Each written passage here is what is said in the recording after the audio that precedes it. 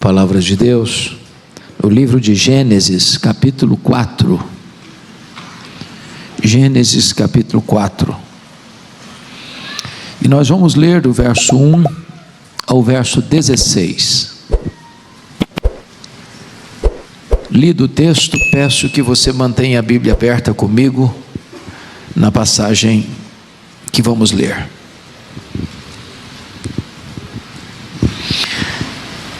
Coabitou o homem com Eva, sua mulher. Esta concebeu e deu à luz a Caim. Então disse: adquiri um varão com o auxílio do Senhor. Depois deu à luz a Abel, seu irmão. Abel foi pastor de ovelhas e Caim lavrador. Aconteceu que no fim de uns tempos trouxe Caim do fruto da terra uma oferta ao Senhor. Abel, por sua vez, trouxe das primícias do seu rebanho e da gordura deste. Agradou-se o Senhor de Abel e de sua oferta, ao passo que de Caim e de sua oferta não se agradou. Irou-se, pois, sobremaneira Caim e descaiu-lhe o semblante. Então lhe disse o Senhor: por que andas irado e por que descaiu o teu semblante? Se procederes bem, não é certo que serás aceito. Se todavia procederes mal, eis que o pecado jaz à porta. O seu desejo será contra ti, mas a ti cumpre dominá-lo. Disse Caim a Abel, seu irmão: vamos ao campo. Estando eles no campo, sucedeu que se levantou Caim contra Abel, seu irmão, e o matou. Disse o Senhor a Caim: onde está Abel, teu irmão? Ele respondeu: não sei. Acaso sou eu tutor de meu irmão? E disse Deus: que fizeste? A voz do sangue de teu irmão clama da terra a mim. És agora, pois, maldito por sobre a terra, cuja boca se abriu para receber de tuas mãos o sangue de teu irmão. Quando lavrares o solo, não te dará ele a sua força. Serás fugitivo e errante pela terra. Então disse Caim ao Senhor: é tamanho o meu castigo que já não posso suportá-lo. Eis que hoje me lanças da face da terra, e da tua presença hei de esconder-me. Serei fugitivo e errante pela terra. Quem comigo se encontrar me matará. O Senhor, porém, lhe disse: assim qualquer que matar a Caim será vingado 7 vezes. E pôs o Senhor um sinal em Caim, para que o não ferisse de morte quem quer que o encontrasse. Retirou-se Caim da presença do Senhor e habitou na terra de Nod, ao oriente do Éden. O tema que eu quero tratar com os irmãos nesta noite é: cuidado com os seus sentimentos. Cuidado com os seus sentimentos. Matthew Henry, ilustre comentarista bíblico, disse que neste capítulo, neste episódio, nós temos o mundo e a igreja dentro de uma mesma família. Nós temos Caim e temos um Abel numa mesma família.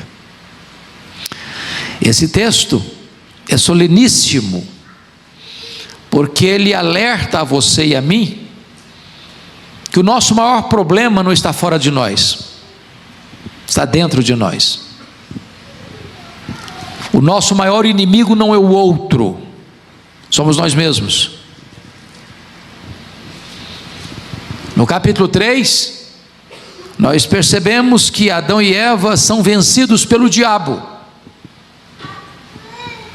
Mas neste capítulo, Caim é vencido pela carne. No capítulo 3, Eva é seduzida a pecar. Mas no capítulo 4, Caim não aceitou ser dissuadido do seu pecado, nem mesmo por Deus. Na verdade, ele não vai confessar o pecado, nem vai aceitar a disciplina divina. Eu queria então tratar desse assunto com os meus irmãos à luz desse texto, trazendo aqui algumas lições muito importantes para a nossa reflexão. Primeira lição do texto: temos que ter cuidado com os nossos sentimentos, porque eles são muito perigosos e eles transpiram dentro da família. Esse texto, meus irmãos, é uma refutação clara de uma filosofia muito popular nos nossos dias, já estabelecida por John Locke. Vejam vocês que John Locke dizia que o homem é uma tábua rasa, uma folha em branco. O homem é produto do meio. Mas vejam comigo que Abel e Caim não tinham um meio corrompido, maligno, para atingi-los. Não tinha violência, não tinha tráfico de drogas, não tinha injustiça social, não tinha descalabro de costumes. Na verdade, Caim e Abel não tinham avós, não tinha tios, não tinha primos, não tinha sobrinhos, não tinha amigos, não tinha inimigos, não tinha poluição sonora, não tinha poluição ambiental, não tinha desemprego, não tinha violência urbana, não tinha sociedade promíscua. Mas o mal estava no coração de Caim. O problema está dentro dele. Ele transforma o seu lar numa arena de ciúmes, num ringue de hostilidade. As causas do desastre da família não estavam do lado de fora, estavam do lado de dentro. Então cai por terra essa ideia de que o homem é uma folha em branco, uma tábua rasa, produto do meio. Isso retrata para nós a malignidade do pecado. Em segundo lugar, a família de Adão e Eva prova que nem todos sabem lidar com os sentimentos. Notem vocês que Caim e Abel nascem de um mesmo tronco, são filhos dos mesmos pais, pai e mãe. Eles recebem as mesmas instruções, eles sugam o mesmo leite materno, eles vivem no mesmo ambiente, eles escutam as mesmas histórias. Entretanto, diz 1 João 3,12, que Caim era do maligno e Abel era um homem temente a Deus. Caim era um hipócrita e Abel era um homem temente a Deus. Caim tinha uma falsa religião, Abel tinha uma religião verdadeira. Abel adorava a Deus, Caim concorria com seu irmão. Notem que esses dois irmãos nascem na mesma casa, mas eles crescem de forma diferente, eles têm vocação diferente, eles têm religiões diferentes. A religião de Abel era verdadeira, a de Caim era falsa. O que é curioso é que quando os meninos nascem, nasce o Caim, o primogênito, e recebe o nome possessão, ou adquirido por Deus.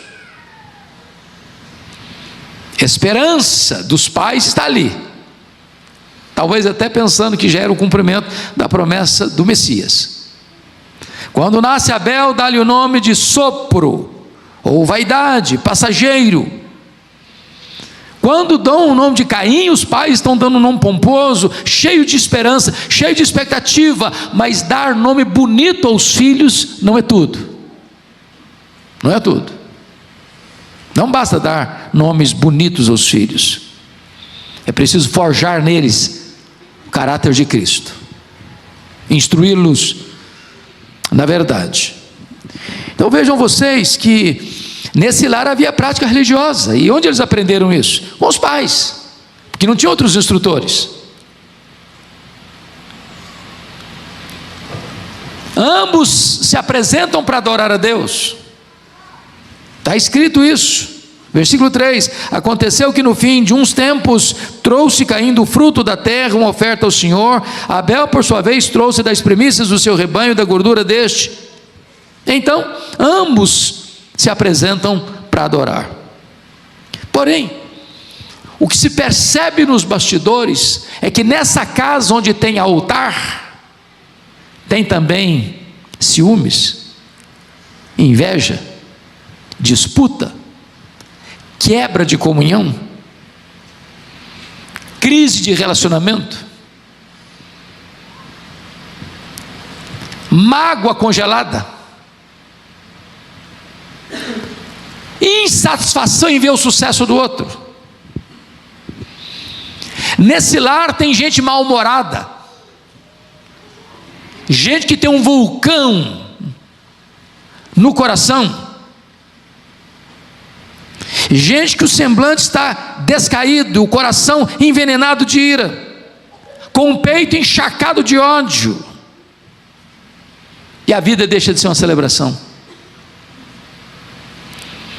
Nesse lar havia uma inveja avassaladora, porque o texto diz que Deus rejeitou Caim e a sua oferta, não se agradou de Caim e de sua oferta, enquanto Deus se agradou de Abel e da sua oferta. E aqui entra uma disputa de Caim, e diz o texto que ele fica irado, e não é só irado, versículo 5 diz que irou-se sobremaneira, e descaiu o seu semblante. E notem vocês que nós chamamos isso de inveja. Inveja é pior que ódio. Sabe por quê? Porque uma pessoa que tem inveja da outra, ela não suporta que a outra tenha qualquer vantagem em relação a ela. Foi a história do Saul e do Davi. Se você ler o primeiro livro de Samuel atentamente, uma música foi a causa da loucura de Saul. Uma música que fez sucesso nas paradas da FM de Israel. Saul matou seus milhares, Davi os seus 10 milhares, isso perturbou a alma dele. Nunca mais ele teve saúde emocional, nunca mais, porque na cabeça do Saul ninguém podia ser mais prestigiado do que ele. O invejoso quer, ele quer não o que o outro tem. O invejoso não quer que o outro tenha. O problema do irmão do pródigo, ele não suportava a ideia de que o irmão pudesse ter.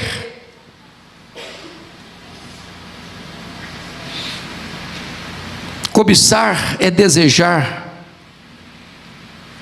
não apenas o que é do outro, é desejar a destruição do outro.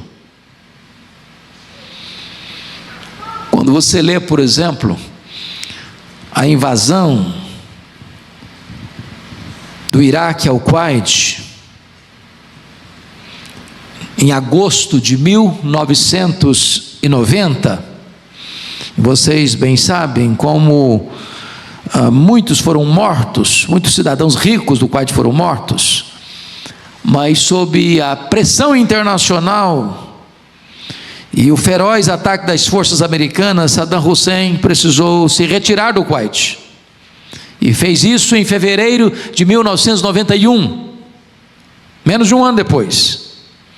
Mas antes de Saddam Hussein sair do Kuwait, ele ateou fogo aos poços de petróleo, dos quais já não podia usufruir. Já que eu não vou usufruir, que ninguém usufrua. Já viu isso em crimes passionais? Se você não for minha mulher, mulher de ninguém você vai ser mais, então mata. Você terminou o meu namoro comigo? Então morre. Se não é meu, não é minha, não é meu, então não vai ser de mais ninguém. É por isso que a Bíblia vai dizer lá em 1 de João 3,12 que o Caim era filho do maligno. Ele era do maligno, porque o maligno é destruidor. Ele não suporta ver o sucesso do outro, ele não suporta ver o bem do outro, ele não suporta que o outro seja na frente dele. Essa é a famosa lenda da cobra e do vagalume. A cobra começou a perseguir o vagalume, e o vagalume pulando aqui para ali, dali para acolá, tentando se livrar do ataque feroz da cobra. Cansado de tanto fugir, o vagalume para e pergunta para a cobra assim: bom, antes de ser destruído, eu posso fazer pelo menos 3 perguntas? A cobra diz: tá bom, faço concessão, vamos lá. Primeira pergunta: eu te fiz algum mal para você estar me perseguindo? A cobra diz: não, você não fez mal nenhum para mim não. Segunda pergunta: eu faço parte da sua cadeia de alimentação para você estar me perseguindo? A cobra diz: não, você não faz parte da minha cadeia de alimentação também não. Terceira pergunta: então por que você quer me destruir? A cobra respondeu: porque eu não tolero ver você brilhar. Eu não tolero ver você brilhar. Esse é o ciumento. É uma doença terrível, é um pecado terrível. Segundo lugar, irmão, segunda lição do texto: os sentimentos perigosos, eles são tão sutis, e por isso temos que ter cuidado com eles, que eles transpiram até na hora da adoração. E a adoração é a maior prioridade da nossa vida. Não é missões que é a maior prioridade da vida, é adoração. Porque missões acontecem para que todos os povos adorem a Deus. O fim último não é o homem, é Deus, é a glória de Deus. O fim principal do homem é glorificar a Deus e gozá-lo para sempre. E a missão mais nobre do homem, mais importante do homem, é a adoração. Mas notem que antes de Deus aceitar a nossa adoração, Ele precisa aceitar a nossa vida. Não tem performance, não tem desempenho, não é quão brilhante você foi no palco, não é quão afinado você cantou, não é quão generosa foi a oferta que você depositou, não quão eloquente foi o sermão que você pregou. Deus requer primeiro vida. E vejam vocês que o texto diz graficamente que primeiro Deus agradou-se de Abel e depois Deus agradou-se da oferta de Abel. Primeiro Deus rejeitou Caim e depois Deus rejeitou a oferta de Caim. É o pacote, é o conjunto. A vida vai primeiro que a oferta, é a essência da oferta. É por isso que a Bíblia diz lá em Provérbios 21, 27, que o sacrifício do ímpio é abominação para Deus. E é nesse sentido também que Jesus Cristo disse que Deus é espírito, e importa que os seus adoradores o adorem em espírito e em verdade. E note você que espírito aí não é com letra maiúscula, é com letra minúscula. Quando o texto diz adorar em espírito e em verdade, significa, em espírito significa de todo o seu coração, sinceramente, não de forma hipócrita. E em verdade significa que o seu culto tem que ser bíblico, de acordo com as próprias prescrições divinas. Eu não tenho autorização para adorar a Deus do meu jeito, do meu modo, da minha maneira, do jeito que eu quero ou gosto, ou da maneira que as pessoas querem traçar, ou ensinar, ou orientar. Não, Deus estabeleceu na sua palavra a maneira como Ele quer ser adorado. Mas se você perceber, a vida de Caim desmente a sua oferta por algumas razões. Primeiro, 1 de João 3,12 diz que ele era do maligno, e por isso assassinou seu irmão. Então maligno não adora, filho do maligno não adora, mata. Segundo, versículo 5, ele está mal-humorado, o centro da vida dele é ele mesmo. Terceiro, ele está muito irado, excessivamente irado. Sabe o que a Bíblia diz? Irai-vos e não pequeis, não se deixe pôr o sol sobre a vossa ira, e nem deis lugar ao diabo. O diabo estava morando no peito de Caim. Ele não abriu uma brecha, ele abriu uma porta escancarada para o diabo entrar. Quarto, ele era invejoso. Quando a Bíblia diz que ao passo que de Caim, de sua oferta, não se agradou Deus, aí entra o problema do Caim, porque Deus se agradou de Abel da sua oferta. Talvez se Deus tivesse não se agradado de Abel e da sua oferta, o Caim não estaria na crise que está, porque o projeto dele não é agradar a Deus, o projeto dele é concorrer com o irmão. Quinto, versículo 7, ele tinha mau comportamento ou mau procedimento, e Deus disse: se procederes bem, não é certo que serás aceito. Ou seja, o que importa para Deus não é aquele ato apenas de estar ali no altar, é o que aconteceu até ao altar. O procedimento dele anterior não estava certo. Sexto, o coração dele estava endurecido, porque Deus diz no verso 7, na parte final: se todavia procederes mal, eis que o pecado jaz à porta, o seu desejo será contra ti, mas a ti cumpre dominá-lo. E o que você vai perceber, que em vez dele acolher e acatar a exortação de Deus, ele se endurece mais ainda, ele se fecha mais ainda, porque o verso 8 diz que ele, hipocritamente, com palavras aveludadas e macias, tem no coração uma espada que fere para matar o irmão.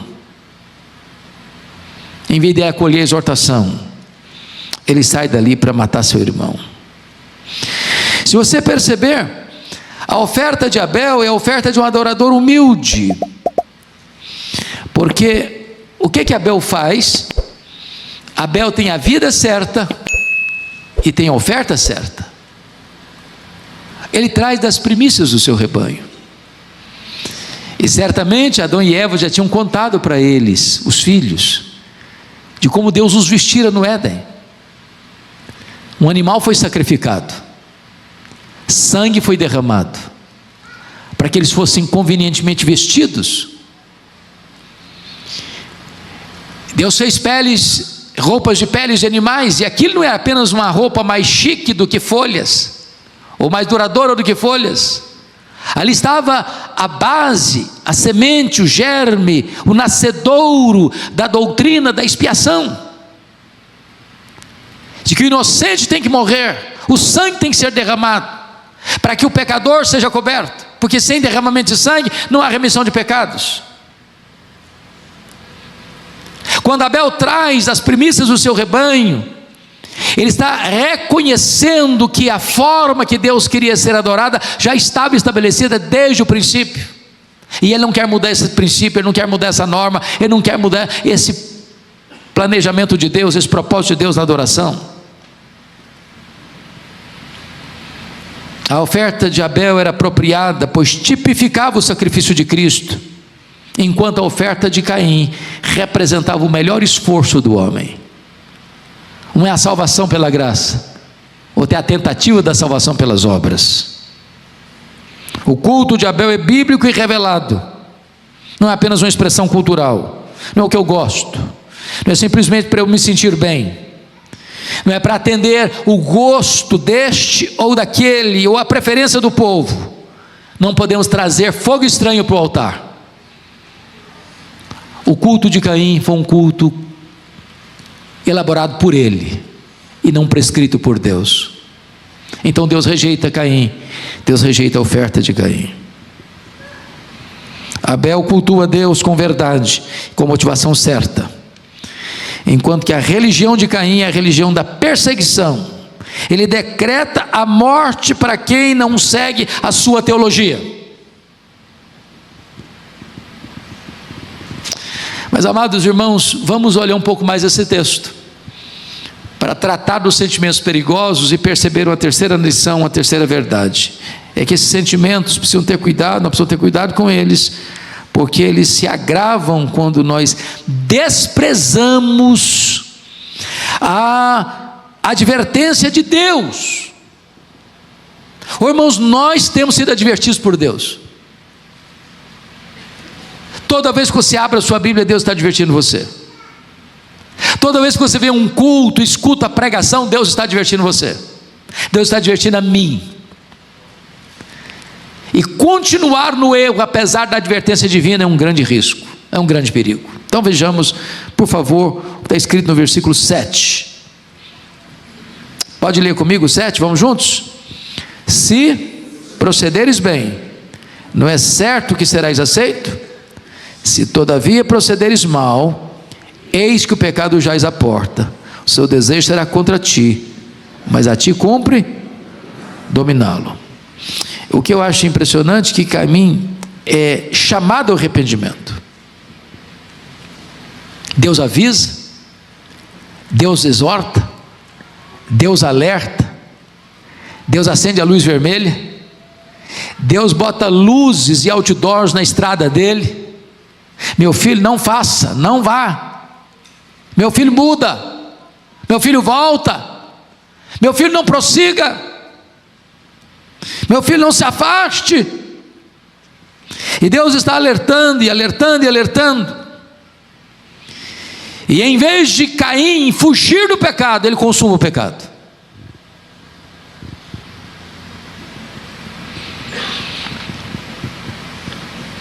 Na verdade, o Caim, em vez de voltar-se para Deus, ele foge de Deus e usa máscaras para consumar o seu pecado. Se não, vejamos. A primeira máscara é a máscara da mentira, da traição e da hipocrisia. Olha a palavra que ele vai dizer no verso 8. Leia o 8 comigo. Disse Caim a Abel, seu irmão: vamos ao campo. Estando eles no campo, sucedeu que se levantou Caim contra Abel, seu irmão, e o matou. Meus irmãos, notem vocês uma coisa: quando um irmão convida o outro a ir ao campo, ambos, um era pastor, o outro era agricultor, lavrador, ambos trabalhavam onde? No campo. Dizer ao irmão: vamos ao campo, vamos comigo, somos irmãos, somos amigos, estamos juntos. Tem palavra doce nos lábios, mas tem intenção maligna no coração. É o disfarce, é a hipocrisia, é o pecado agravado ainda mais, porque se usa o engano e usa a palavra para enganar, para mentir, para falsear a verdade, para ludibriar, para criar um fato novo. Isso é gravíssimo. E notem que ele está odiando Abel, não porque Abel praticou mal contra ele, porque Abel praticou o bem. Ele não está querendo matar o Abel porque o Abel está errado, ele está querendo matar o Abel porque o Abel está certo. O que incomoda o Caim não são as virtudes do Abel, não são os defeitos do Abel, são as virtudes do Abel. Em vez de ele imitar Abel, ele quer eliminar o Abel. Em segundo lugar, a máscara da violência. Caim matou Abel sem que Abel soubesse que estava indo para uma armadilha e sem que Abel pudesse se defender. Ele se levanta abruptamente. O Abel está indo como um cordeiro para o matadouro. Terceiro, a máscara da crueldade. Ele se levantou não contra o inimigo, contra o irmão. E ele ainda é dissimulado. Porque sabe o que é curioso? Ele matou no campo. Naquela época tinha 4 pessoas no planeta. Tinha Adão, tinha Eva, tinha Caim, tinha quem mesmo? Abel. Ele comete um crime sem testemunha. O texto não diz o que ele fez com o corpo do Abel. Talvez enterrou. Ou talvez deixou lá para uma besta fera comer. E ele volta para casa. Numa boa. Como há pouco tempo eu li, pastor Ival, aqui em São Paulo, de um matador de aluguel que recebeu um valor para matar uma pessoa, porque ele não sabia quem era, nunca tinha falado mal dele, nunca tinha feito mal para ele, mas recebeu a grana. Chegou lá, deu 5 tiros na pessoa, foi para casa, tomou um banho, jantou, dormiu. Não há culpa, nenhum drama de consciência. E agora diz o texto que Deus do céu troveja os ouvidos de Caim e diz: Caim, onde está teu irmão Abel? Cadê o cara? Ah, mas eu não sei. Ué, cadê o homem? Ele é adulto. Sou tutor dele não. Não tem testemunha.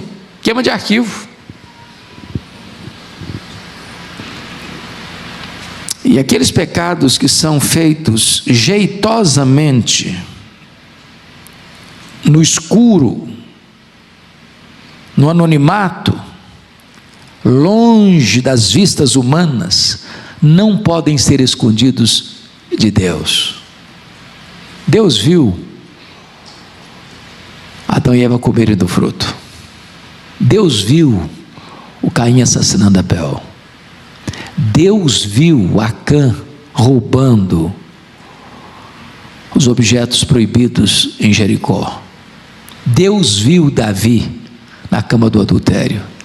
Deus viu o Davi mandando matar Urias. Deus viu, Deus vê, Deus sabe, Deus conhece. E por isso é que esses pecados não podem ser o quê? Encobertos. E eu quero concluir dizendo para você que a maldição do pecado é um terrível peso sobre o transgressor. Você pode ler comigo aí o versículo de número 13, por gentileza? Vamos juntos?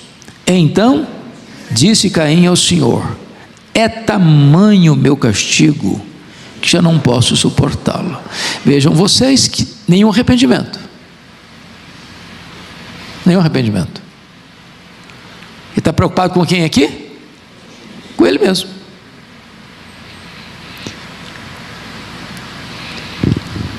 Se ficasse só, é tamanho o meu pecado, ai de mim, porque eu sou um pecador miserável. Mas Deus é justo no seu falar, puro no seu julgar. Não. É muito grande o meu pecado, porque eu agora estou enrescado. Nenhuma culpa, nenhum pesar. Então preste atenção nisso. Preste atenção nisso. O pecado gera maldição, está no versículo 11. És agora, pois, maldito. Veja você, em segundo lugar, que o pecado produz uma desinstalação, no versículo 12. Quando lavrares o solo, não te dará ele a sua força, serás fugitivo e serás errante pela terra. O pecado oprime, é um peso, é tamanho o meu castigo. E mais, notem você, ele não vai ficar livre nunca dessa culpa, porque o verso 15 diz: o Senhor porém lhe diz, assim qualquer que matar Caim será vingado 10 vezes, e pôs o Senhor um sinal em Caim. Eu não sei que sinal é esse, e a Bíblia não revelou. Poucos dias o pastor vai pregar um sermão aqui, Deuteronômio 29, é o seguinte: o que está revelado é para nós, o que não está, deixa com Deus. A gente não conhece nem o que está revelado, para que fica especulando o que não está revelado? Que marca essa eu não sei. Mas era uma marca. E eu acho que toda vez que Caim olhava para a marca, eu pequei. Toda vez que eu olhava para a marca, eu matei meu irmão. E mais do que isso, veja comigo aí por gentileza, ele é banido da presença de Deus. Versículo 16, retirou-se Caim de onde? Da presença de Deus. Meus irmãos, o único lugar que nós não podemos nos retirar é da presença de Deus. Você pode morar num deserto, se você está na presença de Deus, você está seguro. Você pode morar num buraco, você está na presença de Deus, está seguro.